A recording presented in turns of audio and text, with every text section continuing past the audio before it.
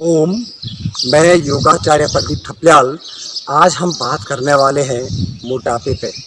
उसके कारण क्या होते हैं, मोटापे के कारण क्या है, उसके दुष्प्रभाव हमारे शरीर हमारे बॉडी पर क्या पड़ेगा, और उसके निदान और उसके यौगिक उपचार क्या होंगे, इस विषय में हम चर्चा करेंगे। और उसके बाद हम आपको उनके आसन भी बताएंगे, किस प्रकार से कौन से आसन से क्या प्रभाव पड़ेगा आपकी बॉडी पर। तो पहले हम कारण की ओर चलते हैं।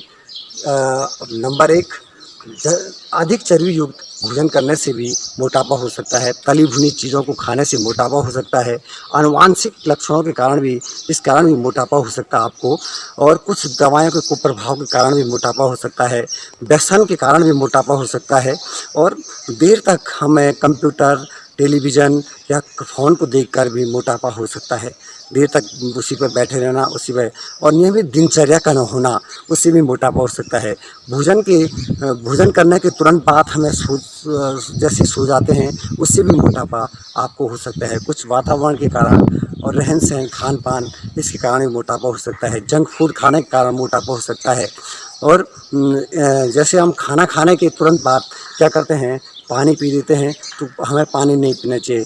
इसीलिए वागोट जी ने कहा है, भोजन आंते विषम वारी, भोजन के अंत में पानी पीना विष के बराबर है।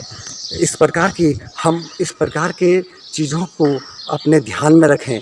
और उसके आधा घंटे के बाद ही हम पानी पिए। भोजन के आधा घंटे के बाद हम वज्रासन में बैठें। अगर कैब आपको कब्ज इत्यादि हो रहा है तो वज्रासन में बैठ सकते हैं। अब हम चलते हैं हमें उसे दुष्प्रभाव की ओर। दुष्प्रभाव हमारे बॉडी पर, उस पर दुष्प्रभाव क्या पड़ेगा, मोटापे का दुष्प्रभाव क्या पड़ेगा।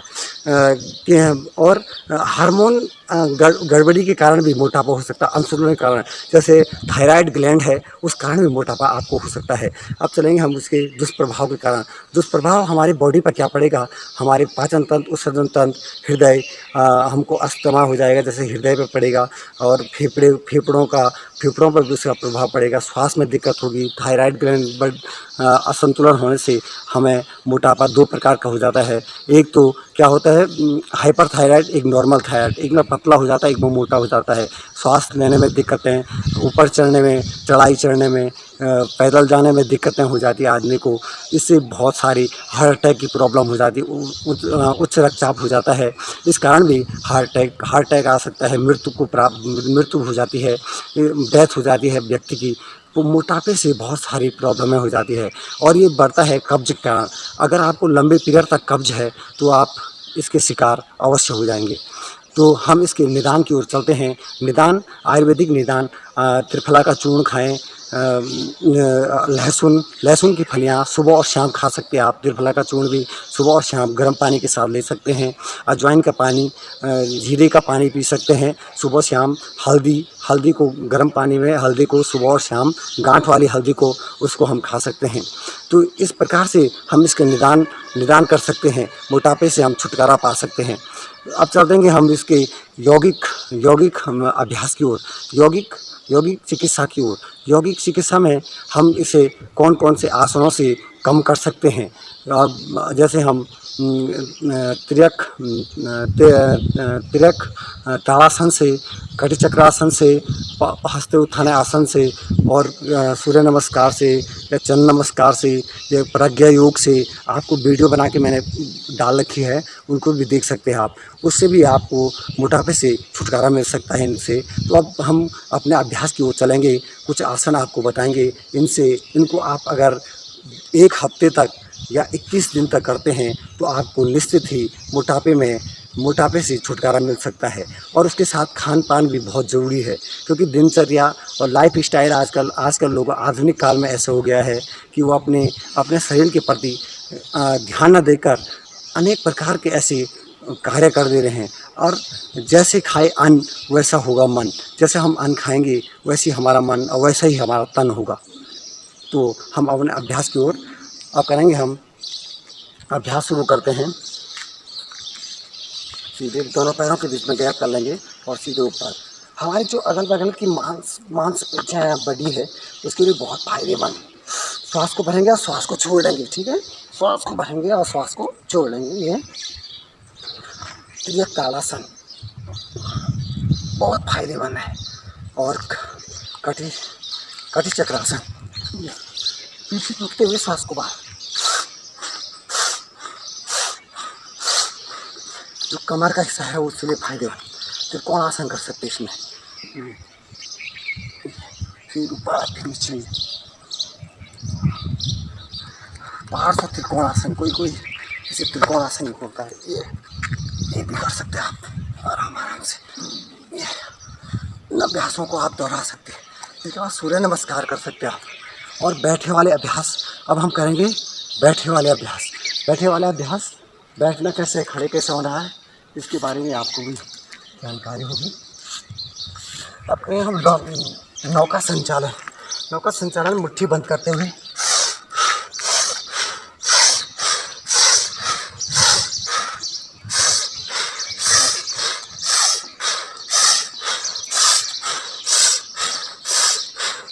अब करेंगे काष्ठ तक्षणासन।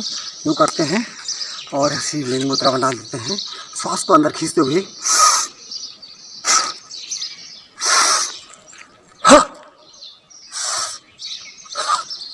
इस प्रकार की आवाज़ आपके थायराइड ग्लैंड के लिए भी फायदेमंद है बहुत, और गले संबंधी विकारों के लिए फायदेमंद है। अब करेंगे हम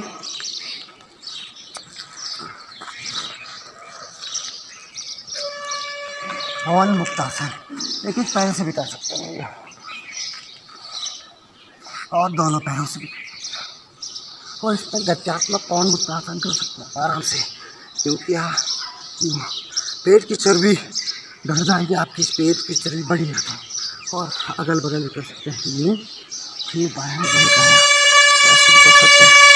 अब करेंगे हम इसके लिए अगला अभ्यास करेंगे वक्रासन।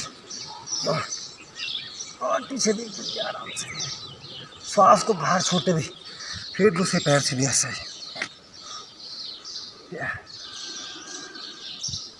फिर करेंगे हम चक्रासन कमर के लिए भी फायदेमंद। और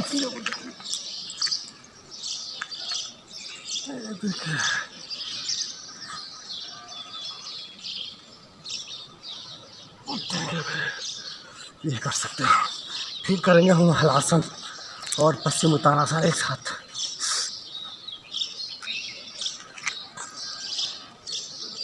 आगे फिर पीछे, फिर आगे आराम से घुट के साथ।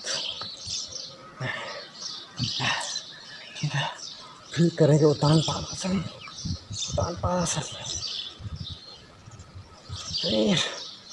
फिर करेंगे साइकिलिंग।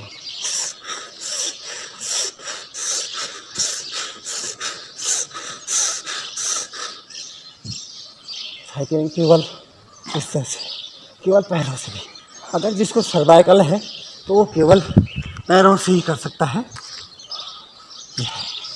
फिर करेंगे हम बटरफ्लाई आसन बहुत इम्पोर्टेंट। ये देखिए, यूँ बैठे और श्वास को अंदर बाहर। अर्ध बटरफ्लाई आसन भी कर सकते हैं इसमें। अर्ध बटरफ्लाई आसन के लिए यूँ और फिर ऊपर, फिर नीचे, फिर ऊपर, इस प्रकार से कर सकते हैं। अब करेंगे हम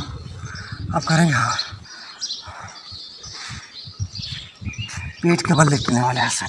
पेट के बल लेटने वाले आसन का बहुत अच्छा है। धनुरासन कर सकते हैं। धनुरासन आराम से थोड़ी देर होल्ड करने का प्रयास करेंगे, फिर छोड़ देंगे। अब करेंगे हम भुजंगासन आराम से।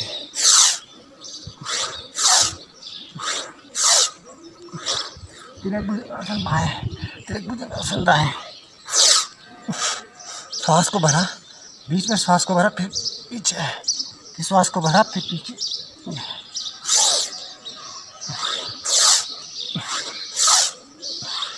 अब हाथ को ही जमीन पर हाथ।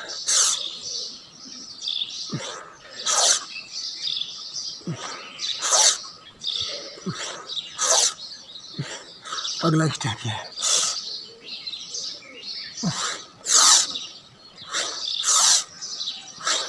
जिसको उच्च रक्तचाप है वो आराम आराम से करे, फास्ट न करे। अब करेंगे हम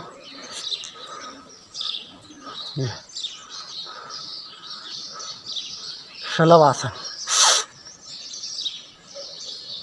ये छोड़ेंगे। कमर दर्द के लिए भी बहुत अच्छा अभ्यास है। एक एक पैर से भी कर सकते हैं। Repeat naukasana, repeat naukasana. ये छोड़ लेंगे आराम से। आप दूसरी पोज, हाथ को सीधे आगे और बायां हाथ दायां पैर, दायां हाथ बायां पैर, श्वास को अंदर, इससे भी पैर को आगे। कमर दर्द के लिए भी बहुत अच्छा अभ्यास। पेट दब रहेगा आपका, पेट अगर निकला है तो उसके लिए भी फायदेमंद है। और थोड़ी देर होल्ड कर दीजिए, निगाह सामने रहनी चाहिए आपके। यूँ कर सकते हैं। छोड़ दीजिए।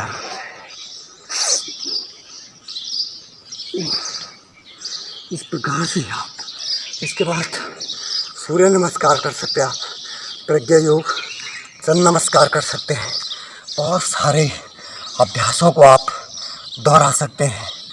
आप स्वस्थ रहें, मस्त रहें और तंदुरुस्त रहें।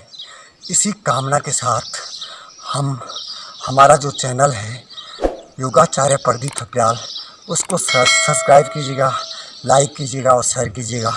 हम आने वाले समय में आपके लिए और भी अच्छी वीडियो को, रोगों के निदान को बताने का प्रयास करेंगे। इसी के साथ ओम